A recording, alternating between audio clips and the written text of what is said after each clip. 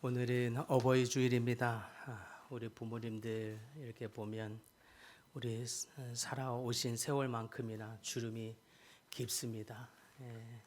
근육도 많이 빠지시고 힘든 세월을 사시면서 여러 가지 이유들로 씨름하느라 그리 하셨을 것입니다.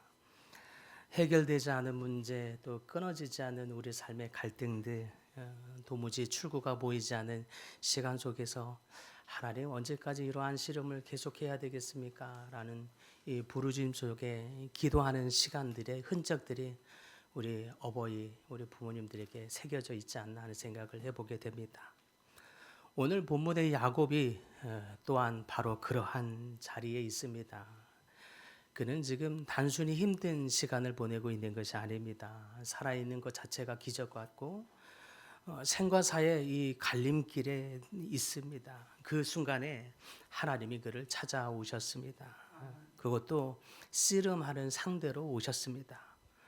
오늘 주어지는 여러분에게 하시는 이 하나님의 말씀이 하나님 여러분에게 찾아오셔서 하시는 하나님의 말씀이 되기를 소망합니다.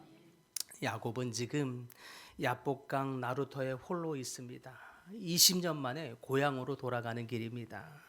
그런데 형 에서가 400명의 군인들을 데리고 자신을 향해 오고 있다는 이야기를 듣게 됩니다. 청천벽력 같은 이야기이죠. 20년 전에 형의 장자권을 빼앗아 달아났을 때 이 야곱은 그 탐욕의 대가를 얼마나 호되게 다뤘는지, 호되게 치렀는지 모릅니다. 장자권을 통해서 엄청난 축복을 받을 줄만 알았는데 오히려 그의 삶에 그가 안정감으로 삼고 있었던 것을 다 잃어버렸습니다. 삶의 터전도 잃어버리고 가족도 잃어버렸습니다. 무엇보다도 그의 인생에 가장 든든한 버팀목이 되었던 어머니의 품도 잃어버렸습니다. 모든 것을 다 잃고 집을 떠나 형 에서를 피해 한 번도 교류도 없었던 라반 삼촌의 집에 가게 됩니다. 20년의 시간을 이 삼촌의 집에서 보내면서 이제 그 고통의 시간이 끝나는가 싶었습니다. 아니 그런데 이 웬걸이죠. 이 장자권이라고 하는 이 하나님의 영적인 것을 사모하는 마음이 있었다고는 하나 그런데 그 과정에서 그냥 넘어갈 수 없는 것이 있었던 것 같습니다. 그가 쟁취해내는 수단과 방법, 그것이 정당한 방법은 아니었기 때문입니다. 탐욕과 간교함으로 또 속이는 이런 육체적인 방법으로 취득한 그 대가에 대해서 하나님은 반드시 다루어야 한다고 하십니다. 형 에서가 분노 가득한 마음으로 군사를 이끌고 오고 있다고 하니까 결국 목숨을 건지려 했다가 결국 이렇게 목숨의 대가를 지불해야 하나 보다 하는 순간 앞에 서 있습니다. 그 순간 야곱은 그가 할 수 있는 모든 방법을 다 동원합니다. 야곱은 위기의 순간이 오니까 또다시 자신의 이 본능적인 실체가 드러나게 됩니다. 재물을 나누어서 형에게 먼저 보내어서 형의 마음을 달래보려고 하기도 하고 또 심지어는 자신은 제일 뒤에 있고 가족을 앞서 강을 건너게 함으로써 형의 마음을 누그러뜨려 보려고도 했습니다. 보통의 가장이라면 본인이 먼저 앞장서서 감으로써 가족들을 다 보호할 법도 한데 오히려 반대로 야곱은 가족을 앞서 보낸 후에 자기 목숨 하나 건져보겠다고 자기는 저 먼 발치에 홀로 남아 있습니다. 위기의 순간이 오니까 이렇게 육체적인 이기적인 이 옛사람의 모습이 나타나고 있는 이 야곱의 모습을 보니 여전히 다룬받은 것이 다 아닌 것이 짐작이 되어집니다. 그런데 이렇게 살아왔던 것이 지금까지의 야곱의 삶의 방식이었습니다. 평생 자기 힘으로 무엇인가를 붙잡고 자기 머리로 해결해 보려고 하는 사람, 탐욕과 간교함 등 육체적인 방식으로 살아왔던 사람이 바로 야곱이죠. 그런데 분노 가득한 형 에서 앞에서 자신을 죽이려고 오는 그 순간이 이르자 그 모든 방법을 다 동원해 봤지만 어떤 것도 통하지 않게 됩니다. 지금 그 모든 술수가 다 바닥나 버렸습니다. 재물도 전략도 돌아갈 길도 이미 다 써버렸습니다. 남은 것은 아무것도 없습니다. 그런데 여러분, 하나님은 이런 순간에 역사하십니다. 내 모든 방법이, 내 모든 힘이 다 빠진 순간, 내가 할 수 있는 것이 이제 전혀 아무것도 없다고 여겨지는 그 순간, 오히려 주님, 내가 할 수 있는 것이 아무것도 없나이다 인정하게 되는 그 순간, 하나님이 우리 삶에 비로소 역사하기 시작합니다. 24절에 보니까 야곱은 홀로 남았더니 어떤 사람이 날이 새도록 야곱과 씨름하다가라고 되어 있습니다. 야곱이 성전으로 하나님을 먼저 찾아간 것도 아닌데 하나님이 찾아오셨습니다. 깨어지지 않은 이 육체의 겉사람을 다루시기 위해 하나님이 먼저 그에게 나타나신 것입니다. 이것이 은혜이죠. 우리를 성숙함에 이르도록 우리를 포기하지 않으시고 찾아와 주시는 하나님, 이것이 은혜입니다. 그런데 이번에 찾아오신 하나님은 그 옛날 베델에서 위로하시며 오셨던 그 하나님의 모습이 아닙니다. 야곱을 상대로 씨름을 하십니다. 전적인 하나님의 역사를 나타내기 위해서라도 나의 옛사람을 깨뜨리시고 다루시기 위함입니다. 때문에 지금 야곱이 가장 낮아지고 가장 간절해져 있는 이 순간, 전적으로 하나님의 이 손길을 순응할 수밖에 없는 그때 그 순간 하나님이 찾아오신 것입니다. 그래서 야곱 안에 반드시 깨트려야 할 것을 다루겠다고 하는 하나님의 분명한 의지를 보여주십니다. 이제 야곱에게는 위로만으로는 해결되지 않는 것이 있기 때문입니다. 그래서 우리 삶에도 보면 오히려 우리가 신앙의 초보일 때는 위로의 하나님으로만 여겨지더니 나중에 오히려 신앙생활을 더 한 것 같은데 오히려 우리의 삶에 광야로 내몰려질 때가 있습니다. 마치 그 옛날 과거의 이스라엘 백성에게 있었던 이 노예 근성을 빼기 위해서라도 하나님이 그들을 40년의 광야 시간으로 이끌듯이 때로는 하나님이 우리 삶에 위로의 하나님으로만 아니라 우리를 연단하시는 하나님, 우리의 죄성을 빼뜨리시는 하나님으로 우리 삶에 역사하십니다. 평생 자기 힘으로 살아왔던 야곱, 그래서 육체의 힘이 완전히 꺾여야, 그래서야 비로소 하나님의 그 온전한 역사하심을 알 수 있기 때문에 하나님 이와 같이 하십니다. 25절에 보니까 이 씨름이 새벽까지 이어졌다고 나옵니다. 그러더니 갑자기 천사가 야곱을 이기지 못함을 보고 하시면서 허벅지 관절을 치셨다라고 나옵니다. 그런데 이게 참 이상하죠. 하나님의 천사가 야곱을 이기지 못하겠다고 하십니다. 아니, 하나님이 힘이 부족해서입니까?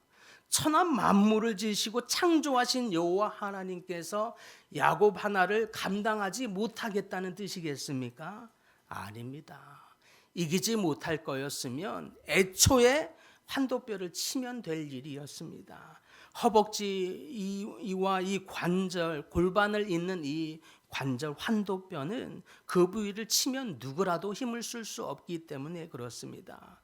이제 아무것도 힘을 쓸 수 없는 이 손가락 하나를 딱 치니까 그냥 쓰러져 버리는 이 사람, 이것을 진작에 했으면 될 일을 왜 하나님은 밤새도록 붙들고 계시더니 이제야 와서는 이기지 못하겠노라라고 하시느냐 하는 것입니다.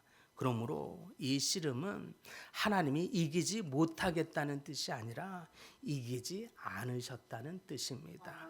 야곱이 스스로 자기 발로 하나님을 향하여 씨름을 붙들게 놔두더시느니 밤새도록 야곱에게 있는 육체의 모든 힘이 빠지기까지 오히려 하나님이 붙들어 주셨다는 뜻입니다. 처음에는 이 씨름을 보면 자기 목숨 하나 살겠다고 달려드는 그 욕망에서 출발된 씨름이었습니다. 그런데 새벽 내내 야곱은 말하기 주님 제발 제 목숨 좀 건져 주시옵소서, 살려 주시옵소서. 매달렸던 그 집요함, 그 필사적인 그 붙잡음, 그런데 그것이 점차 야곱의 마음속에 깊은 곳에 하나님을 향한 갈망으로 바뀌어지기 시작합니다. 주님 아니면 저는 이제 살 수 없는 존재입니다. 주님, 제가 이제 주님 없으면 제가 무엇이겠나이까? 저는 아무것도 아닙니다. 그 주여 구하오니 주님 나와 함께하여 주옵소서. 이 간절한 마음에 하나님이 져주셨다는 뜻입니다. 그런데 져주시는 것 같더니 가시면서 환도뼈를 하나를 탁 치십니다. 주께서 힘이 없어서 진 것이 아니라 그동안 너의 힘이 빠지도록 하나님이 붙들어 주셨다. 다만 너의 이 간절한 마음을 내가 받았노라 라는 증표의 뜻입니다. 결국 이 환도뼈를 치는 것이 하나님의 뜻이고 하나님의 섭리였던 것입니다. 평생 야곱이 세상을 버텨온 힘, 누군가를 속이고 빼앗고 쟁취해온 그 탐욕의 근육들, 그것들이 뿌리채 하나님이 뽑아지도록 하나님이 다루시고 있는 것입니다. 그래서 지금 하나님이 그에게 환도뼈 하나를 친 거지만 사실은 그의 인생 전체를 쳤다고 할 수 있겠습니다. 유목민에게 있어서 환도뼈를 침을 당해서 더 이상 걸어갈 수 없게 된다는 것, 이제 그가 할 수 있는 일이 아무것도 없다는 뜻이 되기 때문에 그렇습니다. 더 이상 양을 칠 수도 없고 늑대가 사나운 짐승이 와도 그들과 싸울 수도 없으며 도망갈 수조차 없습니다. 자기 힘으로 할 수 있는 모든 것이 다 사라져 버리게 만들었다는 뜻입니다. 그것이 하나님의 의도입니다. 더 이상 내 힘으로 살지 말라는 뜻입니다. 더 이상 너의 힘, 너의 그 육체의 간교함과 탐욕의 힘으로 살 것이 아니라 오직 나 하나님이 주시는 힘으로 살라. 그 뜻입니다. 이를 위하여 평생 자기 힘을 믿어온 야곱에게 하나님이 직접 지금 환도뼈를 치시며 손을 대고 있는 것입니다. 사랑하는 성도 여러분, 때때로 하나님이 우리의 원하는 바를 꺾으실 때가 우리 삶에도 있죠. 우리를 약하게 하는 순간이 있습니다. 그것도 이와 같은 하나님의 섭리 때문입니다. 우리의 육체의 힘이 너무 강할 때는 하나님을 별로 의지하지 않기 때문에 그렇습니다. 우리가 잘 될 때는 하나님이 마치 필요 없는 것처럼 살기 때문에 그렇습니다. 그래서 때로는 하나님이 우리 삶에 환도뼈를 치시듯 우리의 힘을 약하게 하십니다. 내가 가장 의지하던 것, 내가 가장 자신 있어 하던 것, 내 삶에서 가장 안정감으로 삼던 것, 그것을 허무시고 꺾어 버리십니다. 어떤 분들에게는 그것이 건강일 수 있겠습니다. 어떤 분들에게는 그것이 경력이나 사업일 수 있겠습니다. 어떤 분들에게는 그것이 그분들이 지금까지 공부해 놓은 스펙과 지식들일 수 있겠습니다. 어떤 분들에게는 오랫동안 쌓아놓은 인맥들, 관계일 수 있겠습니다. 그런데 하나님 그것들을 허물어 버리십니다. 그래서 우리의 삶에 우리가 원하는 대로 되지 않게 되는 일이 있거든, 우리가 원망과 불평으로 할 것이 아닌 것은 그 속에 우리의 힘을 빼뜨리시고 전적인 하나님을 의지하게 하는 하나님의 섭리가 있음을 믿으시기 바랍니다. 하나님은 우리가 가장 믿고 있는, 우리가 가장 의지하고 있는 그것을 치심으로써 그보다 더 단단하고 그보다 더 영원한 하나님, 그 전적인 하나님만을 붙들게 하려는 하나님의 뜻입니다. 그러므로 우리 삶에 환도뼈가 꺾여지는 것 같은 그 삶의 자리에 있습니까? 그 자리에서 하나님의 역사가 시작되는 것을 믿으시기 바랍니다. 내 힘이 빠지는 그 자리에서 비로소 하나님이 새로운 역사를 시작하게 되는 것을 소망하시기를 바랍니다. 27절에 하나님이 야곱에게 묻습니다. 내 이름이 무엇이냐? 이르되 야곱이니이다. 사실 야곱이라고 하는 이름의 뜻, 발꿈치를 붙드는 자, 속이는 자, 간교한 자라는 뜻입니다. 그래서 정말 그 이름처럼 그의 인생이 늘 속이고 간교함으로 살아왔습니다. 하나님이 그의 이름을 몰라서 지금 내 이름이 무엇이냐 묻고 있는 것이 아닙니다. 야곱 스스로 자기의 이름이 자기가 누구인지를 고백하게 하려는 뜻에서 묻고 있습니다. 주여, 나는 야곱이니이다. 이 한마디가 얼마나 정직하고 진지한 고백인지 모릅니다. 주님, 저는 정말로 내 이름처럼 속이는 자입니다. 나는 내 이름처럼 정말 내 육체대로 살아온 사람입니다. 늘 내 힘으로 살고 빼앗고 쟁취하고 계산하고 간교함으로 살아왔던 사람, 그것이 나입니다. 평생 동안 하나님의 방법을 믿고 의지하기보다는 내 힘을 더 의지했으며 그렇게 육체의 방식대로 살아왔던 삶이 바로 내 삶이고 나입니다. 이 고백이 야곱이 지금 하고 있는 가장 진솔한 고백입니다. 이 고백을 하는 순간 드디어 비로소 하나님이 움직이십니다. 28절에 하나님이 그에게 새 이름을 부여해 주십니다. 아들아, 내 이름을 다시는 야곱이라 부를 것이 아니요 이스라엘이라 부를 것이니 이는 네가 하나님과 및 사람들과 겨루어 이겼음이니라. 환도뼈가 꺾이고 육체의 힘이 다 꺾인 채로 절룩거리면서도 끝까지 하나님을 놓지 않았던 그 간절한 믿음 위에 하나님이 그의 이름을 이스라엘 승리자라고 바꾸어 주십니다. 이것이 복음의 역설입니다. 우리의 힘이 가장 강할 때 잘 되는 것 같지만 사실 야곱은 지고 있었어요. 속이고 빼앗고 계산하며 육체로 살 때에는 마치 세상을 이기는 것 같았지만 사실 그의 내면의 실상에서는 날마다 불안하고 쫓기고 외롭고 한없이 혼자 있는 것 같은 패배자의 인생이었습니다. 그런데 지금 육체의 힘이 다 꺾여지고 다 빠져서 가장 약해진 그 순간, 환도뼈가 꺾어서 더 이상 제대로 설 수 없는 것 같은 그 밤에 야곱은 비로소 참된 승리자 이스라엘이 된 것입니다.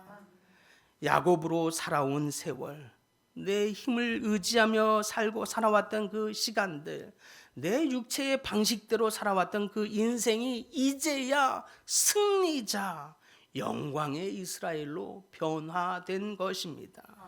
속이는 자가 아니라 하나님과 씨름하는 자로, 탐욕하는 자가 아니라 하나님께 붙잡힌 자로 변화된 역사적인 순간이 된 것입니다. 사랑하는 성도 여러분, 이 말씀을 통해 하나님께서 여러분에게 동일하게 도전하고 있다고 믿습니다. 지금 여러분의 삶에도 씨름하고 계시는 분들 계십니까? 그 자리에서 도망치지 않기를 바랍니다. 그 자리에서 하나님을 붙들고 끝까지 씨름하시기를 바랍니다. 하나님은 지금 이와 같은 씨름을 통해서 우리의 이름 또한 바꾸어 주시기를 원하십니다. 두려움으로 살아왔던 자를 믿음의 사람으로 되게 하시고 상처로 가득했던 우리의 인생을 은혜 넘치는 인생으로 바꿔주시기를 원합니다. 내 힘을 의지했던 인생을 하나님을 의지하는 인생으로 바꿔주시기를 원하는 것, 그것이 지금 하나님의 마음입니다. 그러나 안타깝게도 우리는 많은 경우 그것을 놓치고 본능적으로 살 때가 있습니다. 본능적으로 씨름을 싫어하고 피하고자 합니다. 고통을 빨리 없애고 싶어하고 불편한 것을 빨리 그냥 끝내고 싶어합니다. 자기의 약함을 인정하기를 너무 싫어합니다. 그 때문에라도 자꾸 하나님의 은혜로부터 멀어지게 되는 것입니다. 그러나 오늘 이 야곱의 씨름의 이 말씀이 우리에게 증거한 것처럼 여러분, 씨름을 피하지 말고 그 씨름의 자리를 통과하는 분들이 다 되기를 바랍니다. 그때에 하나님을 만나는 역사가 여러분의 삶에 있게 될 것입니다. 그러므로 피하지 말고 그 자리에 머물러 서서 야곱이 하나님의 천사를 붙들었던 것 같이 하나님을 붙드는 여러분들 다 되기를 간절히 바랍니다. 주여, 나는 야곱이니이다. 나는 죄인이로소이다.